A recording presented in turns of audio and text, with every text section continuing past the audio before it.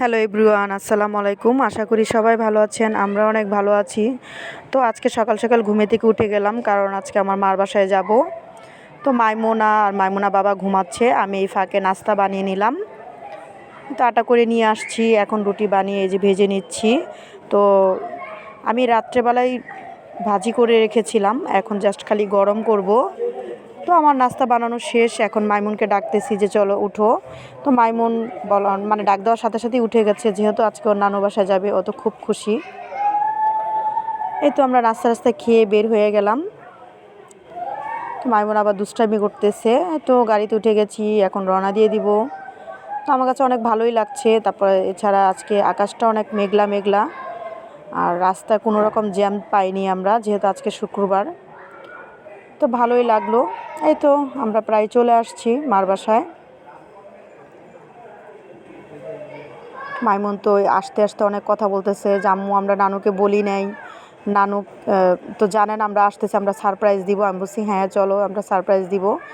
হ্যাঁ, আমার মাকে বলা হয়নি যে আমরা আসবো। তো এসে দেখি ওরাও ঘুমাচ্ছে, যেহেতু আজকে শুক্রবার, স্কুল বন্ধ। তো আমরা এসে ওদেরকে সারপ্রাইজ দিলাম, ওরাও সারপ্রাইজ হলো। তো ভালোই লাগলো, অনেকক্ষণ দুষ্টামি ফাজলামি করে তারপর ওরা বলতেছে শসা মাখা খাবে। তারপর ওদেরকে জাস্ট লবণ দিয়ে মাখিয়ে দিয়েছি, আমরা মরিচের গুঁড়া লবণ দিয়ে মেখে নিয়েছি।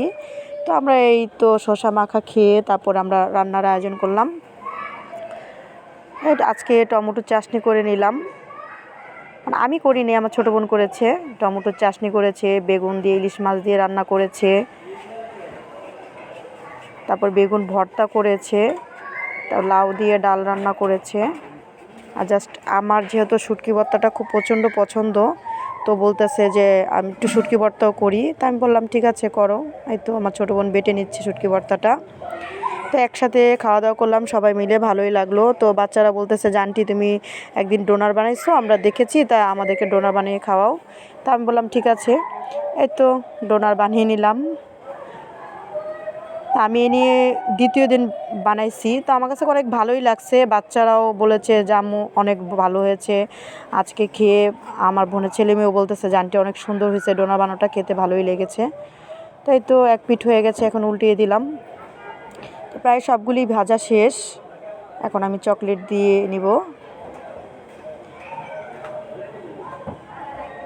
তো আমার ডোনা বানানোটা কেমন হয়েছে অবশ্যই কমেন্ট করে জানাবেন। তো বাচ্চারা সবাই মিলে একসাথে খাবে, মজা করবে, এটাই বাচ্চাদের মানে আনন্দ। তো বাচ্চারা যে আনন্দ পায়, সে আনন্দেতে আমরাও অনেকটা আনন্দ পাই। এই তো চলে যাব একটু পরে। সবাই ভালো থাকবেন, সুস্থ থাকবেন। আমার ভিডিওটা কেমন লেগেছে অবশ্যই কমেন্ট করে জানাবেন। সবাইকে আল্লাহ হাফেজ, আসসালামু আলাইকুম।